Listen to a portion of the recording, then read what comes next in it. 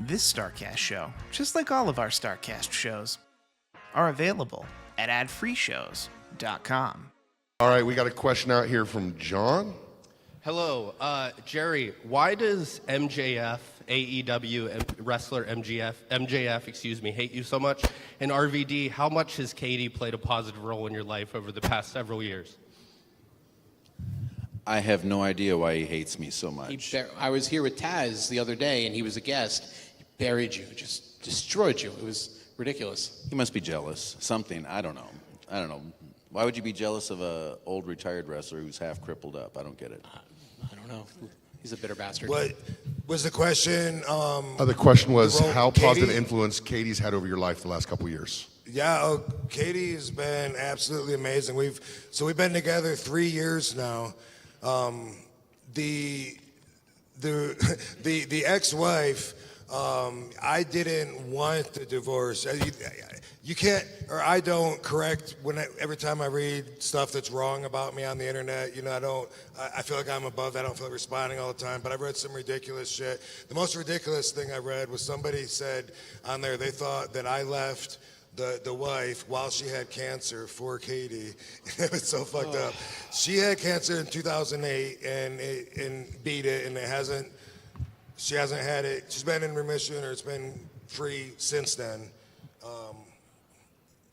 Recently, you know, I don't talk to her that much recently, but anyway, we were officially separated in 2015. I didn't meet Katie until the summer of 2016, and I was at a very low point in my life. Like sometime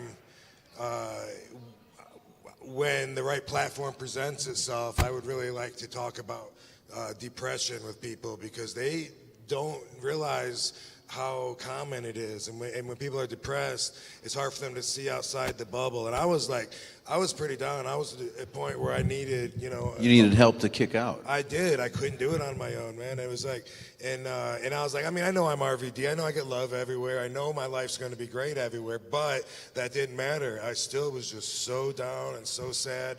And anyway, when I met Katie, she was pretty aggressive at pursuing me, and I'm glad. I needed that. And on our first date, it was like a lunch date. I was just telling her why she should run the other way. You know, like, dude, believe me, you don't want anything. I'm so fucked up. You know, like I'm so fucked up. You know, trust me. Last thing you want is, you know, wait, I just got out of this long relationship, blah blah blah, and she just filled me up with positive energy, and I knew right away, like wow, man, she really loves me. Like the things she would say, like no one's ever said that to me before, and you know, like early into it, you know, her telling me, making me feel, you know, that I was her ideal man, and it was just so. It was so great. Like for the longest time, I forgot she was a wrestler, because it wasn't part of our normal life at all. She would take bookings sometimes, and I'd be like, "Oh yeah, you wrestle too." Yeah, yeah. But now she's like, she trains wrestling like 4 or 5 days a week, and she's booked, and she's taking it real seriously. It's just so perfect where we are in our lives, because she's up and coming and has drive and determination, and she understands that I'm tired, and I'm not aggressive about anything, but she's such a perfect match. So the role she's played in the last few years has been my inspiration for positive energy and the center of my universe. And the reason that I'm so thankful and grateful that divorce did happen. Had I known that I could be this happy now, I would have been all for it instead of resisting it. I would have paid the bitch twice as much to go away. Well, I learned over the years it's important to surround yourself with positive people. And there's an old saying, if you want to soar, you got to fly with eagles. And I always try to remind my daughter of that. So if you got friends that are always a bummer.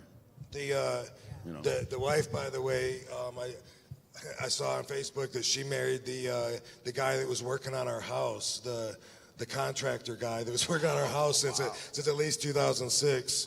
he like painted the walls and put them up and stuff. And I saw on Facebook they got married. Same thing happened to George Lucas, the person that he hired to build Skywalker Ranch. His wife eventually left with him. Yeah, all I can say is the obvious: winning. There you go. Hey, it's Conrad Thompson. Thanks for checking out the podcast here on YouTube. Be sure to hit the subscribe button and the notifications bell so you get a notice anytime we upload some new content. And go save yourself some money right now. If you're in a 30-year loan or you have credit card debt, it's not a matter of if I can save you money. It's a matter of how much. Find out right now for free at SaveWithConrad.com.